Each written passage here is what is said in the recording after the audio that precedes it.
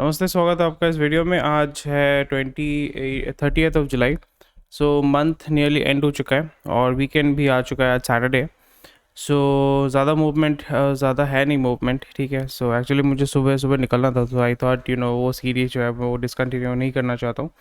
So that's why I just wanted to make a quick video and just गो।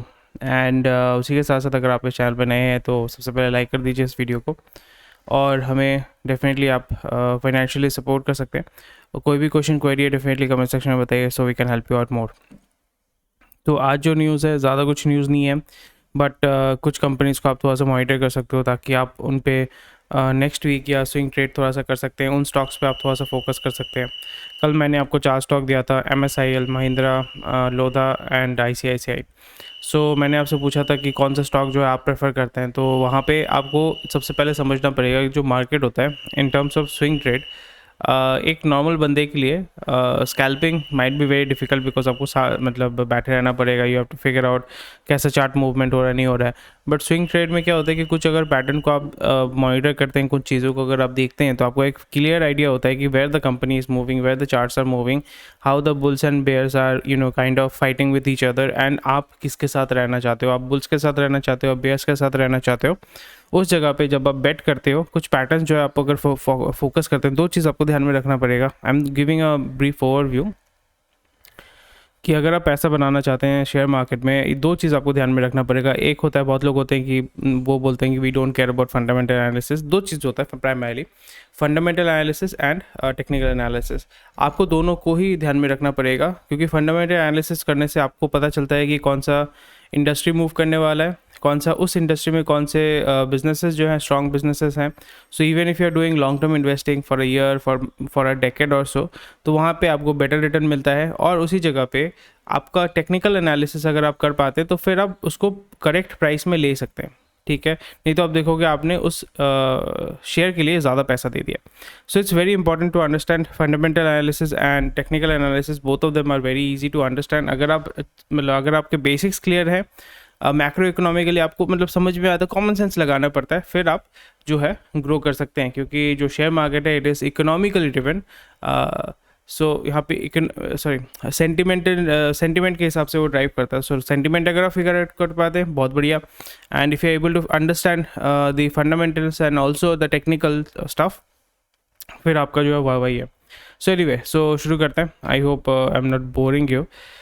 सो आज का जो है उसके ऊपर अगर आप चाहते हैं कि मैं एक वीडियो बनाऊं आपके लिए, so please do let me know, I will be more than happy to help you. So सबसे पहला न्यूज़ है Advent Carlyle to pump $1.1 billion into US bank.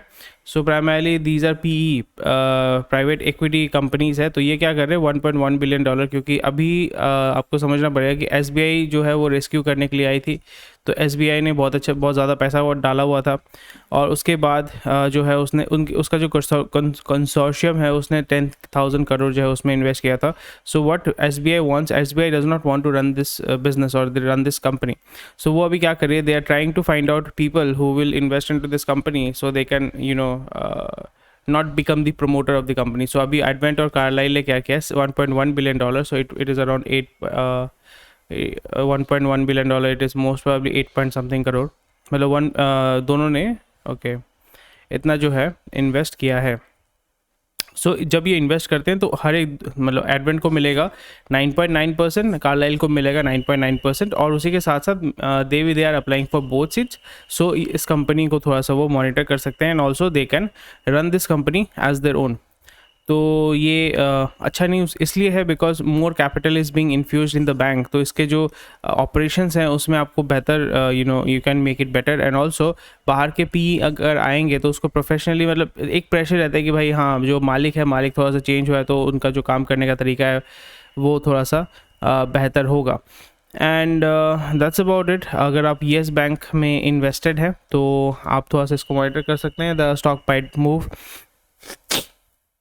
यहाँ पे मैं कुछ चीज़ें क्लियर करना चाहता हूँ कि जब भी कुछ न्यूज़ आता है तो मैं यहाँ पे इसलिए बोलूँगा the stock might move. I will not से रेड में जाएगा, रेड में जाएगा, ग्रीन में जाएगा। यहाँ पे आपको फिगर आउट करना है, क्योंकि उस स्टॉक को अगर आप थोड़ा सा स्टडी करते हैं, ग्रो में आप जाके स्टडी कर सकते हो, या येस बैंक न्यूज़ करके अगर आप स्टडी करते हो, गूगल में सर्च करते हो तो आपको मिल जाएगा उसका न्यूज़। तो उसके बाद आप देखोगे how the market is moving, and उसके बाद अगर आप चार्ट को देखोगे तब आपको पता चलेगा how the whether the chart is उसमें बुल रन हो रहा है या बियर रन हो रहा है। तो उसको फिगर आउट करने के बाद जो है आप स्विंग ट्रेड उसमें कर सकते हैं, वेदर इट्स वर्थ इट और नॉट।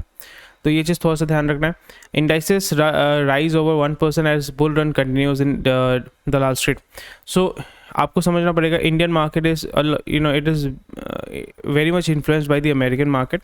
सो अमेरिकन मार्केट में फेड रेट जो है एक्सपेक्टेडली उतना ग्रो नहीं हुआ है जितना लोग एक्सपेक्ट कर रहे हैं। तो इसमें एडवांटेज ये हो गया कि वहाँ का मार्केट भी ऊपर की तरफ ग्रो कर रहा है, एंड वहाँ का मार्केट ऊपर की तरफ ग्रो करेगा। So basically Indian market is also influenced primarily because IT and वहाँ से जो FII जो इन्वेस्ट करते हैं इंडिया में।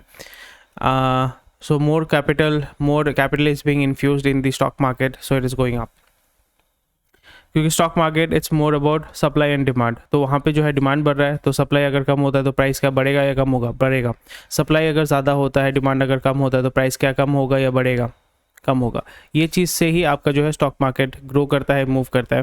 Fundamentals are fine. Fundamentals it's like जैसे जोमेटो का मैंने बताया था ना कि 41 रुपीज़, जो मिस्टर दामोदरन ने बताया था कि 41 rupees is the intrinsic value, but it was trading at 170 160 rupees, but eventually it fell down. If the business is not good, if the economy is not good, it will go back to its intrinsic value.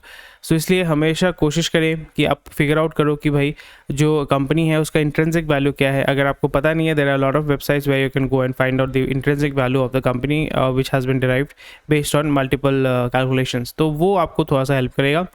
5G auction में जो है 232 करोड़ रुपये मिला है। Amazon जो है उसका $1.7 billion जो है ओवरसीज़ बिजनेस में लॉस हुआ है। तो अमेज़ॉन का बिज़नेस जो है वो इंटरेस्टिंग बिजनेस है। अमेज़ॉन क्या करता है, दूसरे का बिज़नेस ख़राब करता है, फिर उस मार्केट जब मार्केट ख़त्म हो जाता है फिर वहाँ पे जाके उसको कैप्चर करता है। And their main source of income is Amazon Web Services. Primarily they make money from there. And ये चीज़ आपको थोड़ा सा याद रखना पड़ेगा that Amazon Web Services से ही वो ज़्यादा पैसा जो है कमाते हैं। Consultancy sphere, work from home, effective soft skills. हाँ, तो ये चीज़ जो है ये बहुत इंटरेस्टिंग है। अगर आप वर्क फ्रॉम होम ही करते रहेंगे तो eventually your social skills will go down. इसलिए जो कंपनीज है they are kind of telling their employees कि भाई आप जाओ, कस्टमर के साथ मीट करो, क्लाइंट्स के साथ मीट करो, फेस टू फेस मीट करो।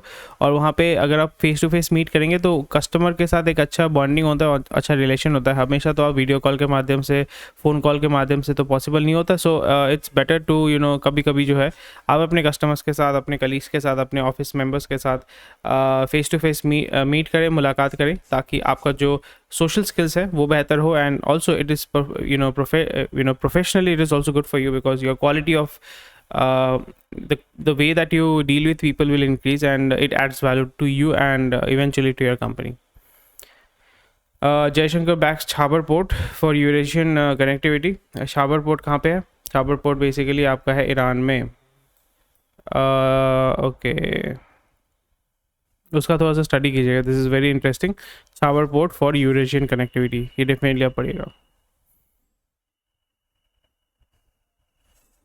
Left-wing violence, security vacuum areas at all-time low. So eventually left-wing violence is going to go down because once you have good industries, मतलब economically आप लोगों को अगर enrich कर रहे हो तो जो लेफ्ट विंग वायलेंस है इवन वहाँ पे मेन रीज़न ये होता है कि सोशल प्रताड़ना की जा रही है, लोगों ने आर्म्स उठा लिया है।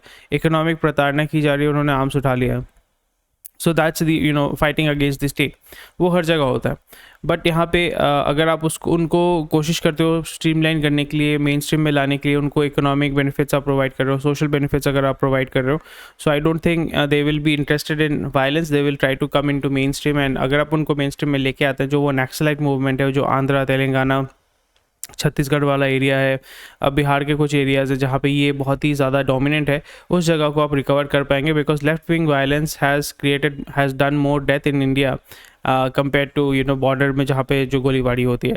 एंड यहाँ पे द मेन थिंग आपको ध्यान में रखना पड़ेगा that Indian government has followed a stance that they will not use armed forces, that means Indian army against their own citizen.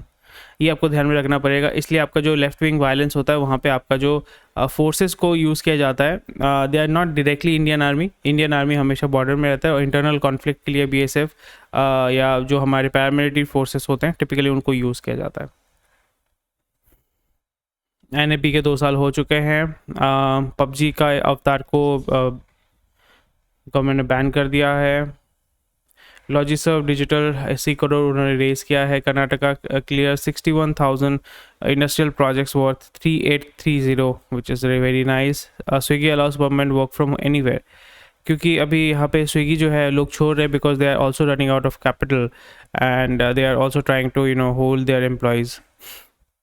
Physical deficit जो हमारे देश का जो है वो बढ़ चुका है and it is growing and because जैसे मैंने बार बार कहता हूँ आई वेहेमेंटली अपोज दी फ्रीबीज, जैसे फ्री बूस्टर डोज ये सब देने का ज़रूरत नहीं था। आप राशन कार्ड के बेस पे जो इनकम बेस पे आप कर सकते हो कि ये मतलब सही नहीं था। But anyway government is doing, उनको करना पड़ेगा, मजबूरी है। बट एक चीज़ आप सबसे बहुत अच्छा है कि जो उनका केपेक्स एक्सपेंडिचर है उन्होंने वहाँ पे वो कोई कॉम्प्रोमाइज़ नहीं कर रहे। केपेक्स का मतलब होता है कैपिटल एक्सपेंडिचर, फॉर एग्जांपल रास्ता बनाना, फैक्ट्री बनाना या ये सारी चीज़ें जो होती हैं वो बहुत पब्लिक इंफ्रास्ट्रक्चर बनाना, एयरपोर्ट बनाना, तो वहाँ पे कोई जो है वो कॉम्प्रोमाइज़ नहीं कर रही है, which is very very good. उन प्रोजेक्ट्स को वो नहीं रोक रही है, which is very very good. Rail projects हो गया, रोड प्रोजेक्ट्स हो गया, एयरपोर्ट पोर्ट प्रोजेक्ट्स हो गया, क्योंकि ये बहुत इंपॉर्टेंट है। ये सब अगर आप अच्छे से करोगे ना तो इंडस्ट्रीज़ आएंगे तो फिर इकोनॉमिक स्लोली एंड ग्रेजुअली जो है वो स्टेबलाइज होगा। China supply chain woes may divert export production to India. Eventually, people are going to come to India because China, वहाँ पे labor problem है, union problem है, and this problem is going on there. It can be man-made, it can be, actually में हो रहा है, genuine तरीके से हो रहा है। बट बहुत बार ये होता है कि आप दूसरे मार्केट को दबाने के लिए ना, तो उसको थोड़ा सा प्रेशर में रखने के लिए आप यहाँ पे आर्टिफिशियली इसको करते हो, जैसे डॉलर का हो रहा है। So it might be that China is trying to put pressure on the international market कि भाई हम आपको मटेरियल ही नहीं देंगे, आप इतना हमारे पर डिपेंडेंट हो। So people will be looking for alternative option. So they might be like okay चलो इंडिया में ओपन अप करते हैं, वियतनाम में ओपन अप करते हैं, इंडोनेशिया मलेशिया में ओपन अप करते हैं। So that is something where I think India has to grow. But China जिस लेवल पे करता है, हमारे पास उतना ना लैंड है ना उतने रिसोर्सेस हैं, तो ये हमें थोड़ा सा फिगर आउट करना पड़ेगा। तो यहाँ पे जो PLI स्कीम्स में जो है रिलायंस, ओला इलेक्ट्रिक, और ये basically they are trying to involve themselves in this PLI scheme, क्योंकि यहाँ पे मेन चीज़ जो है, आप UV पे अगर फोकस करना चाहते हो तो UV में सबसे इंपॉर्टेंट चीज़ हो जाता है आपका बैटरी। और बैटरी हमारा आता है कोरिया, ताइवान और चाइना से। कोरिया से नहीं, मतलब ताइवान और चाइना से आता है। तो आपका डिपेंडेंसी उसके ऊपर कम्प्लीटली हो चुका है। तो यहाँ पे आपको बैटरी, अगर EV पे अगर आप लिथियम आयन बैटरी या बैटरीज पे अगर आप डोमिनेंस इस्टेब्लिश कर सकते हैं, जैसे हमने फार्मा में करके रखा हुआ है, IT में करके रखा हुआ है, तो वही चीज़ अगर हम बैटरी में कर पाते हैं, so we will be like world leader. हमें कभी कोई रोक नहीं सकता। हमारा इंटरनल कंजम्पशन भी इम्प्रूव होगा, क्रूड पे डिपेंडेंसी कम होगा, एंड उसको हम एक्सपोर्ट कर पाएंगे। जैसे हम पैसेंजर्स व्हीकल्स को बाहर एक्सपोर्ट करते हैं, उसी तरीके से Latin American market, African market में एक्सपोर्ट करते हैं। तो this is a very good thing. So Reliance will, the stock will be in, थोड़ा सा मूवमेंट उसमें होगा, सो आप उसमें देख सकते हैं। IOC book a loss of 2000 crore. So ये जो स्टॉक है वो भी आपका मूव करेगा। कहाँ मूव करेगा, आप थोड़ा सा चार्ट देखने से आपको पता चलेगा। बिकॉज वो प्रॉफिट लॉस किस लिए हुआ है, बिकॉज उसका जो मार्जिन थोड़ा कम हुआ है। Revenue from operations rose 62%, operations grow हुआ है, but the prices are high and but it should be making more money, because वही है ना, PSU है, बैडली मैनेज्ड है, गवर्नमेंट प्रेशर दे के रखता है। सो दैट इज़ समथिंग जहाँ पे आपको थोड़ा सा नोटिस करना पड़ेगा। But this stock is going to move and PNB gets RBI approval to invest 500 crore in PNB housing finance. So it's like आप थोड़ा सा देख सकते हैं। तो PNB का जो हाउसिंग है फाइनेंस है वो थोड़ा सा मूव करेगा। India remains a strong growth market for global consumer companies, definitely because local consumption यहाँ पे बढ़ रहा है। बट दूसरा चीज़ जो मैंने आपको बताया था कि हमारा जो कंजम्पशन पैटर्न है, जो लोगों का जो या पब्लिक का जो कंजम्पशन पैटर्न है, दैट इज़ चेंजिंग। दैट जो ग्लोबल कंपनीज़ है उनका बहुत अच्छा ग्रोथ होगा। Tier 1, कहाँ पे Tier 2 और Tier 1 में अच्छा ग्रोथ होगा। 3 और 4 में ज़्यादा ग्रोथ नहीं होगा, बिकॉज दीज टीयर 3 या टियर 4 और जो रूरल एरिया है उसको चाहिए वैल्यू। ब्रांड होने से भी चलेगा, ब्रांड नहीं होने से भी नहीं चलेगा, कोई इशू नहीं है, बट उनको उसको चाहिए वैल्यू। टियर 1-2 में चाहिए, उसको चाहिए ब्रांड, उसको चाहिए ट्रस्ट। ठीक है, वो अननोन ब्रांड में ज़्यादा फेथ नहीं रखता है। इसको चाहिए ब्रांड, इसको चाहिए ट्रस्ट। 3 और 4 को चाहिए कि भाई मुझे चाहिए वैल्यू। ब्रांड तो होगा तो अच्छा है, नहीं होगा फिर भी चलेगा अपने को। ठीक है, तो ये चीज़ थोड़ा सा ध्यान में रखना है। इसलिए आप देखोगे DLF मार्केट में आपको दिखा रहा हूँ कि how the market is moving, क्या क्या चीज़ें आप जब नोटिस करते हैं आपको पता चलता है कि how the market is moving. Okay, Oppo to invest $60 million in India to boost this export capacity. तो यहाँ पे again they will be under the scanner of ED and IT department because घपलाबाजी कर रहे हैं. Zipline talks to repurpose drugs for monkeypox. Quarter 1 fall profit falls 686 crore. थोड़ा सा यहाँ पे मंडे अगर आप देख लें तो आपका गैप अप में या गैप डाउन में आपका जो स्टॉक ओपन अप हो सकता है। ये चीज़ थोड़ा सा आप देखिएगा, ये मूव करेगा। कुछ कुछ स्टॉक्स है आपको ध्यान में रखना होता है कि स्विंग ट्रेड जब आप करते हैं कि for 7 days 10 days 14 days a month, आपको ये मॉनिटर करना पड़ता है कि कौन सा स्टॉक जो है वो अभी तक कैसे मूव कर रहा है, मार्केट का क्या एक्सपेक्टेशन था, क्योंकि वहाँ पे आपको पता चलेगा कि how the market is suppose market was expecting कि कितना ग्रोथ देगा और इसने कितना ग्रोथ दिया है, उसके बेसिस पे आप देखोगे how the chart is moving and that's why these are the stocks you will be able to figure out कि अच्छा इसका मूवमेंट हो सकता है। So I will be monitoring them and doing some fundamental analysis, then आप उसमें invest कर सकते हो। If you want me to do it definitely मुझे बताइएगा कौन सा स्टॉक का जो है करना चाहिए। ICRA raises retail sector outlook to stable. So eventually जैसे मैंने बोला कि इसका डिमांड अभी ग्रो करेगा ओवर नेक्स्ट क्वार्टर, मतलब आपका जो पूजा वाला या दिवाली वाला जो क्वार्टर है वहाँ पे आपका ग्रो करेगा। देन अगेन जो जनवरी वाला क्वार्टर है, जनवरी टू मार्च वाला क्वार्टर, उसमें आप देखोगे थोड़ा सा आपका आस्ते आस्ते मतलब जो फोर्थ क्वार्टर उसमें आप देखोगे जो डिमांड अभी जो पीक हुआ था वो आस्ते आस्ते वो आपका स्टेबल होगा, फिर से थोड़ा सा गिरेगा, तो उसमें थोड़ा सा आप ध्यान रखिएगा। Maharashtra plans but it is politically affected, तो हमें देखना पड़ेगा whether it's going to take some effort. Century Plyboards plan 900 crore expansion, so market might not react positively, but अगर आप वैल्यू इन्वेस्टर हैं तो सेंचुरी प्लाईबोर्ड को भी जो है आप थोड़ा सा मॉनिटर कीजिए because they are investing in two different products. So primarily ये प्लाईबोर्ड बनाते हैं, अभी वो MDF बोर्ड में और लैमिनेट में इन्वेस्ट करें because laminate makes a lot of money and MDF जो है वो लो कॉस्ट, जो प्लाईवुड अफोर्ड नहीं कर सकते हैं, प्लाईबोर्ड अफोर्ड नहीं कर सकते, वो MDF के माध्यम से अपने काम को कर सकते हैं। सो MDF is basically would chip से बनाया जाता है, ग्लू करके प्रेशर करके बनाया जाता है MDF boards, and laminates is basically आपको पता ही है लैमिनेट क्या होता है। और ये थोड़ा सा देख लीजिएगा and so what they are doing is उनका जो सेगमेंट है ये आपको पता चल जाता है मैक्रो इकोनॉमिकली। अगर आप देखते हैं तो अगर कोई कंपनी जो है दूसरे प्रोडक्ट में डाइवर्ट कर रहा है तो मतलब ये डाइवर्सिफाई कर रहा है। सो इसका मेन रीज़न ये होता है कि उसका जो कोर प्रोडक्ट है उसने मार्केट सैचुरेशन मोटा मोटी कर लिया है कि उसके बाद उसका जो ग्रोथ है उतना ग्रोथ जो एक्सपेक्ट कर रहे थे वो नहीं कर पा रहे। अभी वो क्या कर रहे हैं, डाइवर्सिफाई कर रहे हैं ताकि वो जो साइडवेज मार्केट जो है, साइड मार्केट है, मतलब जो मेन प्रोडक्ट है उसके साइड में जो मार्केट है उसको वो कैप्चर कर पाए। फॉर एग्जाम्पल प्लाईवुड के साथ साथ आप क्या लेते हो, ग्लू लेते हो, ग्लू के साथ साथ आप क्या लेते हो, MDF लेते हो जब आपके पास ज़्यादा बजट नहीं है, और उसको ढकने के लिए आप क्या लेते हो, लैमिनेट लेते हो। तो ये जो आप देख रहे हैं ना साइड में जो प्रोडक्ट है, मिसेलेनियस प्रोडक्ट है या सब्स्टिट्यूट प्रोडक्ट है, उसको आप उस इंडस्ट्री में आप फोकस कर रहे हो ताकि आपका जो रेवेन्यू है वो ग्रोथ जो है आप उसको कंटिन्यू कर पाओ, and that's a normal thing completely.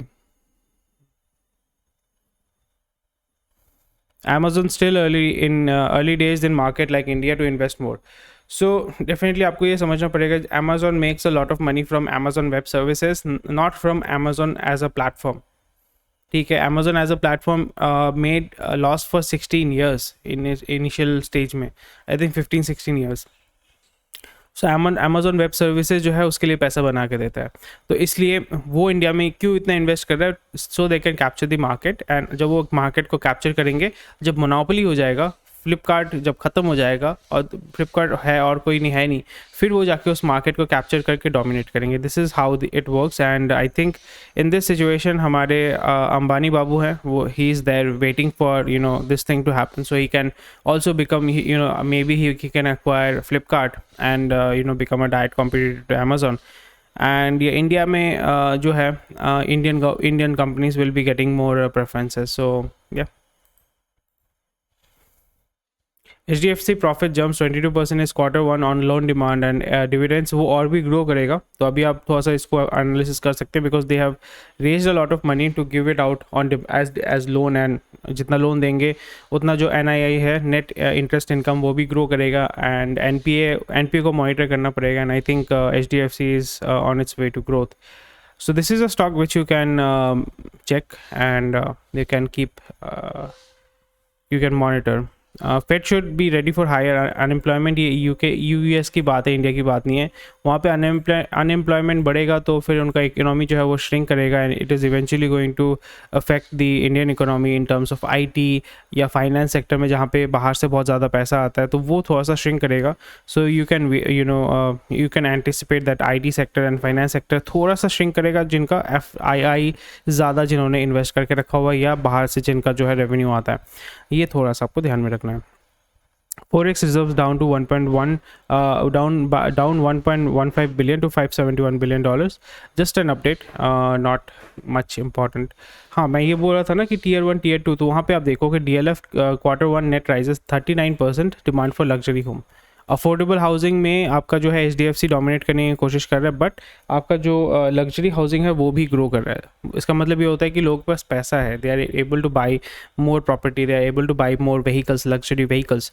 So the gap is widening which is not a very good thing in an economy. मैं सोशलिज्म की बात नहीं कर रहा हूँ जहाँ पे सब एक सेम है, मैं उसकी बात नहीं कर रहा हूँ. जब भी आपका जो डिवीजन है वो ग्रो करेगा तो लोगों के बीच में जो टेंशन है वो ग्रो होगा in a society which you do not want. Then law and order जो है वो ख़राब होगा, एंड लॉ एंड ऑर्डर ख़राब होगा, पॉलिटिकल सिचुएशन ख़राब होगा तो इकोनॉमी भी ख़राब होता है. तो ये चीज़ आपको थोड़ा सा ध्यान में रखना है. Piramal enterprises net profit falls 9%, Ashok Leyland swings to profit in quarter one 0.5. तो ये आप देख सकते हो, these are the stocks, some will move. Heavy vehicles का जो है देख सकते हैं, logistic industry will grow, so यहाँ पे व्हीकल जो हैवी व्हीकल है या कमर्शियल व्हीकल्स है उसका भी जो है ग्रोथ वो होने वाला है, Ashok Leyland, Tata motors. So that's about it. ज़्यादा न्यूज़ है नहीं आज, so that's for today, and मेरे को निकलना है. And thank you for watching this video, and if you like this video like कर दीजिए और हमें फाइनेंशियली सपोर्ट कीजिए, so we can make more and more videos because it helps us motivate.